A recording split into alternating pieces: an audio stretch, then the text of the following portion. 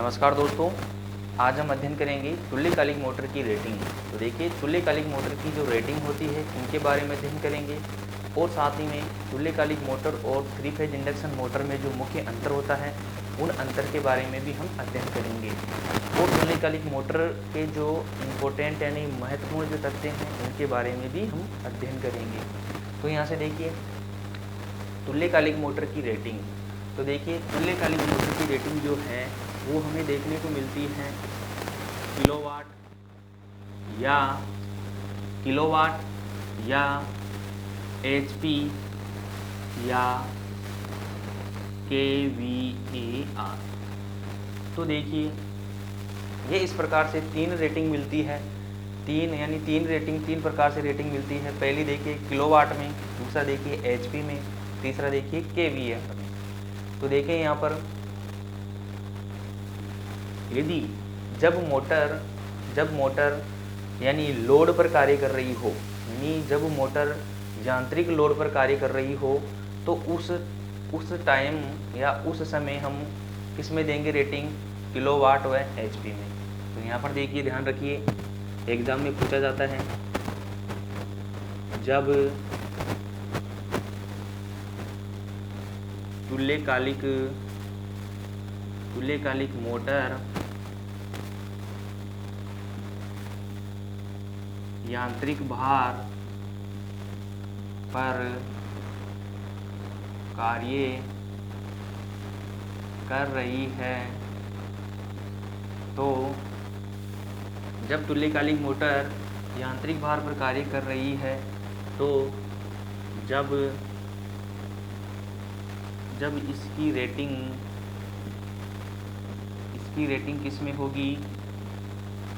Kilowatt या HP में दी जाती है।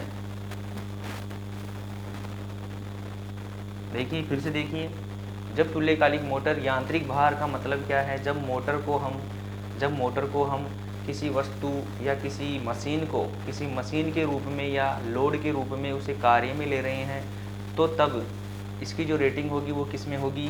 किलोवाट व एचपी में लेंगे, यानी दी जाती है। और यहाँ पर देखिए, जब तुल्यकालिक मोटर पावर फैक्टर संशोधक के रूप में कार्य ले रहे हैं, तो वहाँ पर ध्यान रखिए केवीएआर में क्या करते हैं? तुल्यकालिक मोटर की रेटिंग ली जाती है। तो देखिए, जब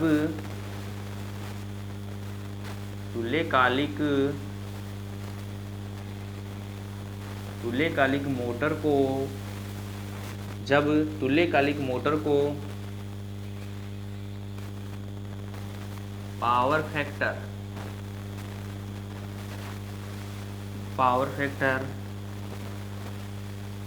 पावर फैक्टर सुधारने के लिए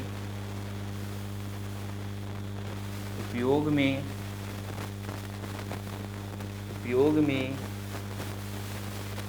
ली जाती है, तब इसकी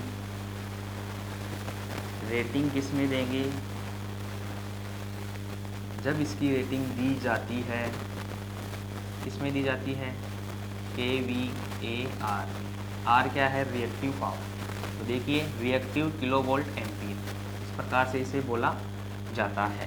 तो देखिए, जब तुल्यकालिक मोटर यांत्रिक भार पर कार्य कर रही है, तो उस समय हम देंगे किलोवाट व एचपी में देंगे।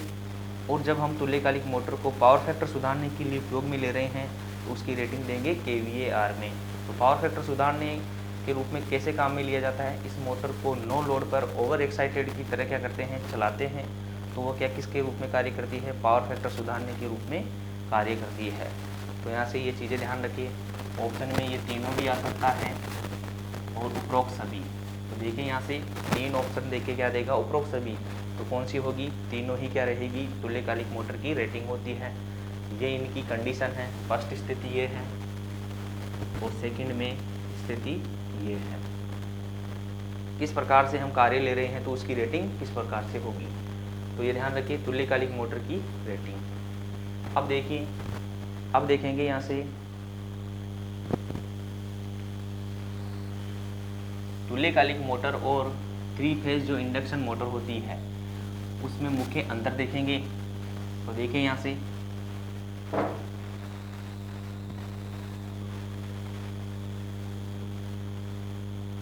तुल्यकालिक मोटर, और यहाँ पर देखिए कौन सी है, 3 फेज प्रेरण मोटर। तो देखिए इनमें मुख्य अंतर क्या क्या होता है, उन अंतर के बारे में हम देखेंगे। तो यहाँ से देखिए, तो देखिए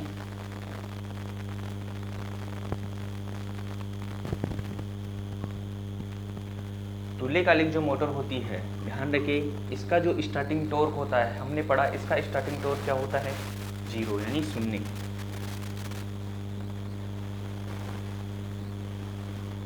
स्टार्टिंग टॉर्क क्या रहता है, 0। और देखिए 3 फेज प्रेरण मोटर का जो स्टार्टिंग टॉर्क होता है, स्टार्टिंग टॉर्क जो होता है वो क्या होता है, उच्च। क्या रहता है, उच्च। ध्यान रखिए तुल्यकालिक मोटर का स्टार्टिंग टॉर्क क्या रहता है, 0, और जबकि 3 फेज प्रेरण मोटर का जो स्टार्टिंग टॉर्क रहेगा वो क्या रहता है, उच्च। यहाँ से देखिए ये भार पर स्टार्ट नहीं होती है, ये देखिए भार पर स्टार्ट नहीं होती है, जबकि ये क्या होती है, भार पर स्टार्ट हो जाती है। भार पर स्टार्ट हो जाती है, ये क्या है, मुख्य अंतर है। ध्यान रखें, भार पर स्टार्ट नहीं होती है जबकि ये भार पर स्टार्ट हो जाती है। ये देखिए यहाँ से ये सेल्फ स्टार्ट नहीं होती है, सेल्फ स्टार्ट नहीं होती है, जबकि 3 फेज प्रेरण मोटर क्या होती है, सेल्फ स्टार्ट होती है, सेल्फ स्टार्ट हो जाती है। तो ध्यान रखिए ये सेल्फ स्टार्ट क्यों नहीं होती है, क्योंकि इसका जो स्टार्टिंग टॉर्क होता है वो क्या होता है, 0, इसलिए सेल्फ स्टार्ट नहीं होती है। जबकि ये सेल्फ स्टार्ट हो जाती है क्योंकि इसका स्टार्टिंग टॉर्क क्या होता है, उच्च। और यहाँ से देखिए तुल्यकालिक जो मोटर होती है, ये ध्यान रखिए सभी प्रकार के पावर फैक्टर पर, यानी सभी प्रकार के शक्ति गुणक पर क्या करती है, कार्य करती है। तो सभी प्रकार के शक्ति गुणक पर क्या करती है, कार्य करती है।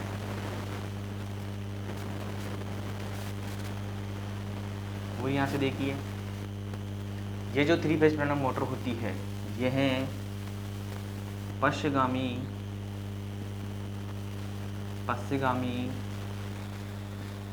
पावर फैक्टर पर कार्य करती है। और ये देखिए सभी प्रकार के यानी शक्ति गुणक पर, यानी ये अग्रगामी, और यहाँ से देखिए अग्रगामी पावर फैक्टर, पश्चगामी पावर फैक्टर, और एक होगा है इकाई पावर फैक्टर, यानी तीनों पावर फैक्टर पर ये क्या करती है, कार्य करती है। जबकि ये 3 फेज प्रेरण मोटर जो होती है ये किस पर करती है, पश्चगामी, यानी ऐसे देखिए पश्चगामी पावर फैक्टर पर क्या करती है, कार्य करती है। और यहाँ से देखिए तुल्यकालिक जो मोटर होती है, तुल्यकालिक जो मोटर होती है ये कैसी होती है, महंगी मोटर होती है। कौन सी होती है, महंगी मोटर, महंगी मोटर या मशीन होती है। ऐसे लिख सकते हैं महंगी मशीन होती है, महंगी मशीन होती है।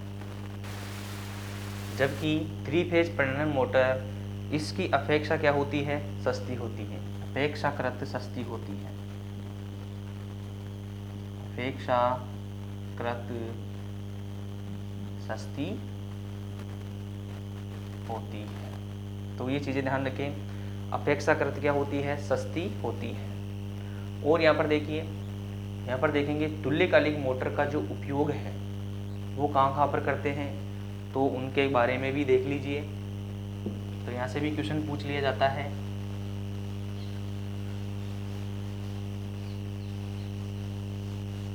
तो यहाँ से देखिए तुल्यकालिक मोटर का उपयोग, यहाँ से देखिए तुल्यकालिक मोटर का उपयोग, यहाँ से देखिए तुल्यकालिक मोटर के उपयोग देखेंगे कि इसका उपयोग कौन कौन से क्षेत्र में किया जाता है। तो ध्यान रखिए तुल्यकालिक मोटर का जो उपयोग जो किया जाता है वो किया जाता है नियत गति के लिए, नियत गति के लिए। अब देखिए जिस क्षेत्र में नियत गति की आवश्यकता यानी स्थिर गति की आवश्यकता होगी वहाँ पर हम किस मोटर का प्रयोग कर सकते हैं, तुल्यकालिक मोटर का प्रयोग कर सकते हैं। तो देखिए सबसे पहले यहाँ पर देखेंगे विद्युत घड़ी। कौन सी? विद्युत घड़ी। विद्युत घड़ी ऐसे देखिए विद्युत घड़ी। कौन सी घड़ी? बड़ी घड़ी, बड़ी घड़ी। तो देखिए विद्युत घड़ी में कौन सी मोटर लेंगे? तुल्यकालिक मोटर, क्योंकि विद्युत घड़ी जो होती है वो क्या करती है? स्थिर गति से चलती है। यानी विद्युत घड़ी एक निश्चित समय से निश्चित गति से चलती है, इसलिए विद्युत घड़ी में भी प्रयोग किया जाता है, बड़ी विद्युत घड़ी। और यहाँ से देखिए मोटर जनरेटर सेट, इम्पोर्टेंट है ये, मोटर जनरेटर सेट में ध्यान रखें। मोटर जनरेटर सेट में कौन सी मोटर लेंगे? वही तुल्यकालिक मोटर। विद्युत घड़ी में कौन सी लेंगे? तुल्यकालिक मोटर। तो यहाँ से देखिए नेक्स्ट देखेंगे सेंट्रीफ्यूगल पंप। सेंट्रीफ्यूगल पंपों में, सेंट्रीफ्यूगल जो पंप होते हैं उन पंपों में भी कौन सी मोटर लेंगे? तुल्यकालिक मोटर। और यहाँ से देखिए यहाँ से एयर कंप्रेसर। कौन सा? Air compressor.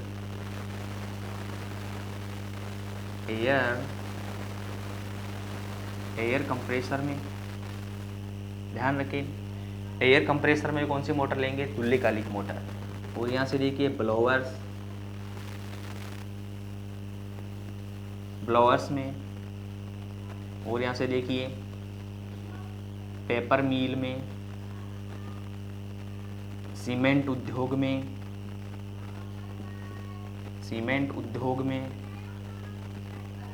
और यहाँ से देखिए रोलिंग मिल में। और यहाँ से देखिए कौन कौन सा हो गया है? विद्युत घड़ी, मोटर जनरेटर सेट, सेंट्रीफ्यूगल पंपों में, एयर कंप्रेसर में, ब्लोअर्स में, पेपर मिल में, सीमेंट उद्योग में, रोलिंग मिल में। और देखिए यहाँ से टेक्सटाइल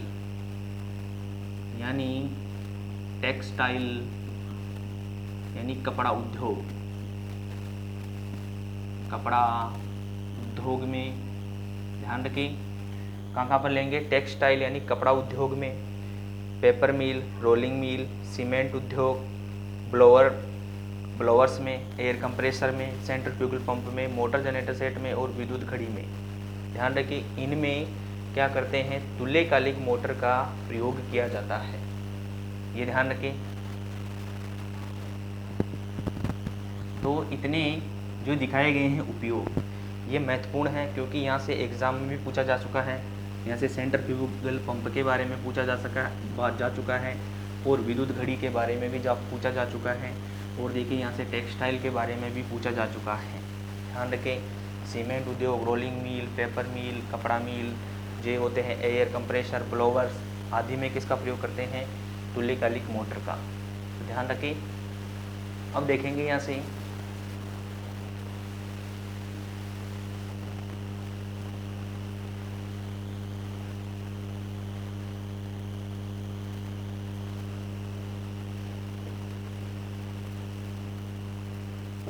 देखिए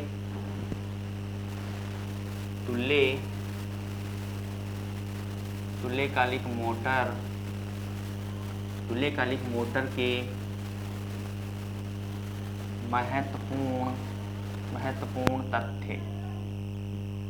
महत्वपूर्ण तथ्य देखेंगे। तो देखिए महत्वपूर्ण तथ्य कौन कौन से होते हैं तुल्यकालिक मोटर के? तो यहाँ से देखिए सबसे पहले क्वेश्चन पूछता है यहाँ से सिंक्रोनस पावर, यानी जो सिंक्रोनाइज पावर होती है उसके बारे में। तो यहाँ से देखिए इसकी जो पावर, तुल्यकालीन जो शक्ति होती है, यानी तुल्यकालीन शक्ति को किसे दर्शाते हैं, पीएम से। किसे दर्शाया जाता है, पीएम से। तो यहाँ से देखिए पीएम जो होता है वो देखिए यहाँ से ई बी क्या है, ये होता है back EMF into V, into V into S X into sine delta. ये क्या होती है, तुल्यकालीन शक्ति। तो देखिए यहाँ से तुल्यकालीन शक्ति, तुल्यकालीन शक्ति को बोला जाता है पीएम। पीएम से दर्शाते हैं। यहाँ से देखिए पीएम क्या है,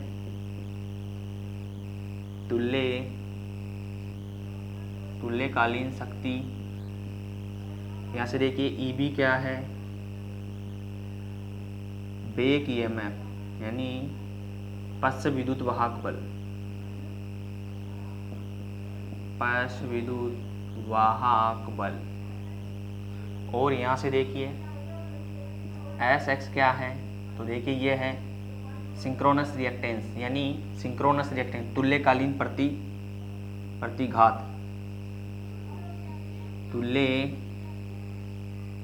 तुल्यकालीन प्रतिघात, तुल्यकालीन प्रतिघात। यहाँ से देखिए डेल्टा क्या है, ये होता है कला विस्थापन। इसका क्या होता है, कला विस्थापन।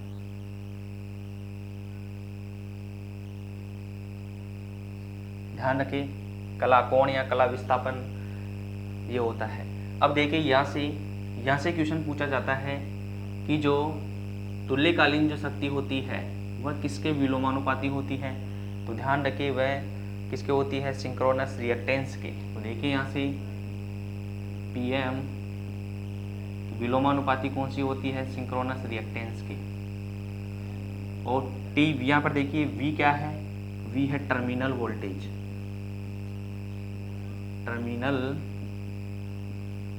टर्मिनल वोल्टेज किसके हैं, फील्ड वाइंडिंग के, यानी फील्ड टर्मिनल, यानी रोटर का जो फील्ड टर्मिनल है उसके क्या है, टर्मिनल वोल्टेज।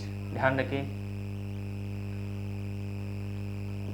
और देखिए यहाँ से क्वेश्चन पूछता है, यही क्वेश्चन पूछता है कि सिंक्रोनस जो तुल्यकालीन जो शक्ति है वह किसके विलोमानुपाती होती है, सिंक्रोनस रिएक्टेंस के। तो यहाँ से भी क्वेश्चन पूछा जा चुका है। तो ये फॉर्मूला इंपॉर्टेंट है, यहाँ से ध्यान रखिए। और देखिए यहाँ से देखिए संबंध, देखिए वो संबंध भी एग्जाम में क्वेश्चन पूछ लेता है, तो उस संबंध के बारे में भी देखिए। और यहाँ से देखिए पहली बात, जो तुल्यकालीन जो प्रतिघात है, तुल्यकालीन जो प्रतिघात है, तुल्यकालीन प्रतिघात को किसके द्वारा ज्ञात किया जाता है, ज्ञात किया जाता है। तो ये क्वेश्चन भी पूछा जा चुका है, ये पूछा जा चुका है यूपीपीसीएल TG2 2021, अभी जो हाल में एग्जाम हुआ है यूपीपीसीएल TG2 का, उसमें पूछा गया है कि तुल्यकालीन जो शक्ति है SX ये किसके द्वारा ज्ञात की जाती है, कौन सी विधि से ज्ञात की जाती है। तो ध्यान रखिए ये होती है पोटियर विधि, पोटियर विधि। इस विधि के द्वारा क्या किया जाता है, तुल्यकालीन प्रतिघात को ज्ञात किया जाता है। तो ध्यान रखिए ये एग्जाम में क्वेश्चन पूछा जा चुका है। अब यहाँ से देखिए यहाँ पे संबंध भी पूछता है किस प्रकार से, कि जैसे रोटर में जो फील्ड यानी फ्लक्स जो क्षेत्र होता है, यानी फील्ड फ्लक्स, यहाँ से देखिए फील्ड फ्लक्स कहाँ उत्पन्न होता है, रोटर में। कहाँ उत्पन्न होता है, रोटर में उत्पन्न होता है। तो रोटर में जो फील्ड फ्लक्स उत्पन्न होता है और एयर गैप जो फ्लक्स है उसका संबंध किस प्रकार से रहता है। तो यहाँ से देखिए ये भी एग्जाम में डायरेक्ट पूछता है, एयर गैप फ्लक्स। यहाँ से देखिए फील्ड फ्लक्स से लीड करता है एयर गैप फ्लक्स। ध्यान रखिए क्या करता है, लीड। यहाँ से देखिए फिर से ये कौन सा फ्लक्स है, रोटर का फील्ड फ्लक्स। ये कौन सा है, स्टेटर और रोटर के बीच में जो एयर गैप रहता है उसका फ्लक्स। तो यहाँ से पूछता है कि फील्ड फ्लक्स से एयर गैप क्या करता है, लीड रहता है। और यहाँ से देखिए यानी लीड करता है। और यहाँ से देखिए एयर गैप फ्लक्स से कौन लीड करता है, तो आर्मेचर एमएमएफ। ध्यान रखें ये किससे करता है लीड, ये करता है एयर गैप फ्लक्स से। तो ये संबंध ध्यान रखें, यहाँ से भी एग्जाम में क्वेश्चन पूछ लेता है कि फील्ड फ्लक्स से लीड करता है एयर गैप फ्लक्स और एयर गैप फ्लक्स से लीड करता है आर्मेचर एमएमएफ। ध्यान रखें। और देखिए यहाँ पर जो आर्मेचर में जो ईबी उत्पन्न होता है, यानी जो आर्मेचर में यानी स्टेटर के आर्मेचर में जो ईबी उत्पन्न होता है वह ध्यान रखिए फील्ड फ्लक्स पर निर्भर करता है। फील्ड फ्लक्स पर निर्भर करता है, फील्ड फ्लक्स पर निर्भर करता है या फील्ड फ्लक्स के उत्तेजन पर क्या करता है, निर्भर करता है। ये भी ध्यान रखें क्योंकि यहाँ से भी एग्जाम में क्वेश्चन पूछा जा चुका है कि ईबी जो है वह फील्ड फ्लक्स पर क्या करता है, निर्भर रहता है। यदि हम उत्तेजन बढ़ाएंगे तो इससे क्या होगा, इस पर प्रभाव पड़ता है, इसलिए ध्यान रखें।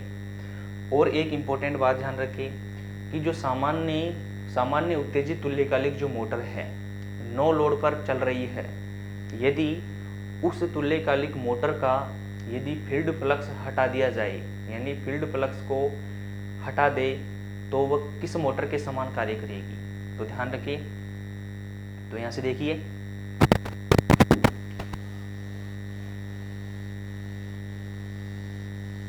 क्वेश्चन आता है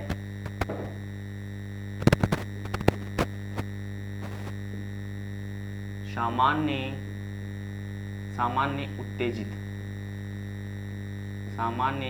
उत्तेजित नो लोड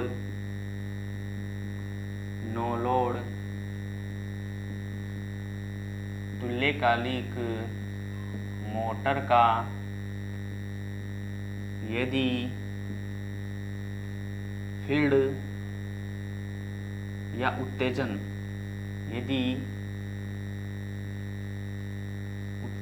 को हटा दिया जाए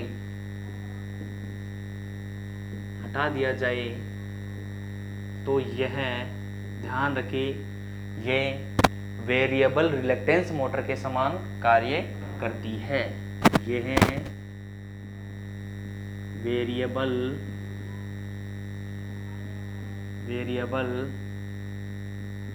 रिलक्टेंस मोटर के समान कार्य करेगी। इंपॉर्टेंट है कि सामान्य उत्तेजित नो लोड तुल्यकालिक मोटर का यदि उत्तेजन हटा दिया जाए तो वह कौन से मोटर के समान कार्य करेगी। तो ध्यान रखिए वह वेरिएबल रिलक्टेंस मोटर के समान कार्य करती है। और देखिए यहाँ से देखिए ध्यान रखिए वेरिएबल रिलक्टेंस मोटर के समान क्या करती है, कार्य करती है। और देखिए यहाँ से देखेंगे वोल्टेज नो लोड परिवर्तन यानी no load minus full load, जो वोल्टेज जो परिवर्तन होता है उसे क्या बोला जाता है, वोल्टता परिवर्तन जो होता है, इसका जो वोल्टेज रेगुलेशन, यहां से देखिए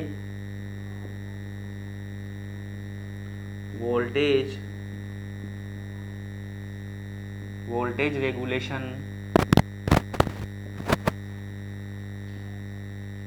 सुधारने के लिए,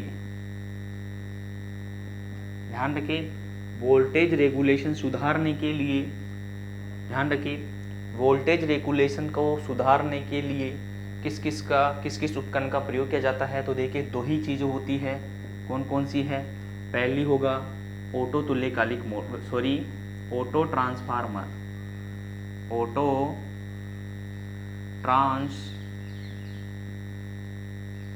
ऑटो ट्रांसफार्मर जो होता है उसका प्रयोग के रूप में किया जाता है वोल्टेज रेगुलेशन सुधारने के लिए। दूसरा देखिए, दूसरा प्रयोग लिया जाता है तुल्यकालिक मोटर का। किसका प्रयोग? तुल्यकालिक मोटर का प्रयोग।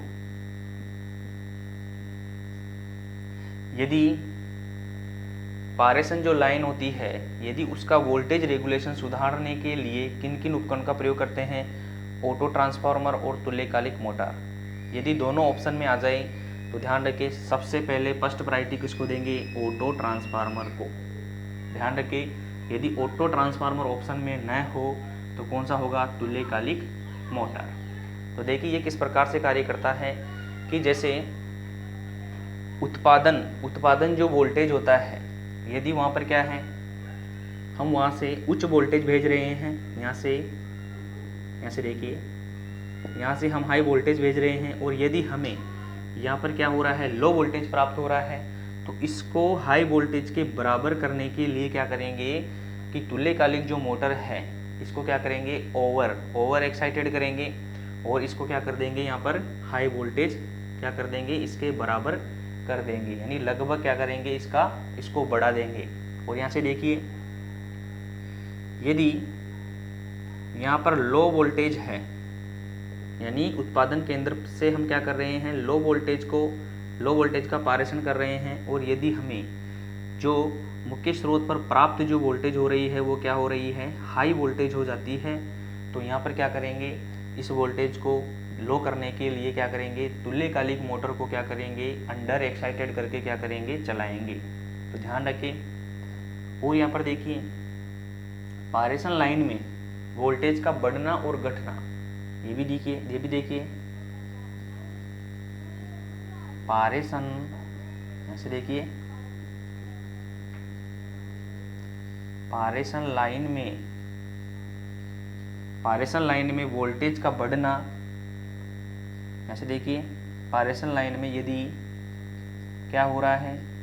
वोल्टेज बढ़ रहा है, तो ये किस गुण के कारण बढ़ता है? तो ध्यान रखिए, संधारित्र गुण यानी कैपेसिटर गुण के कारण बढ़ता है।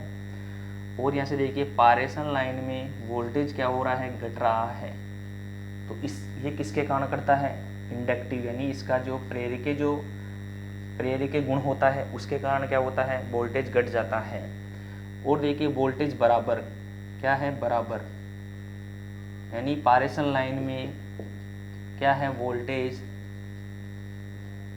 बराबर है, यानी प्राप्त स्रोत पर वोल्टेज और उत्पादन पर वोल्टेज क्या है? बराबर है। तो वो कौन से गुण के कारण रहता है? रजिस्टर के गुण के कारण। ये चीजें आप यहाँ से इंपॉर्टेंट बातें ध्यान रख सकते हैं। तो आज के लिए इतना ही। धन्यवाद। जय हिंद, जय भारत।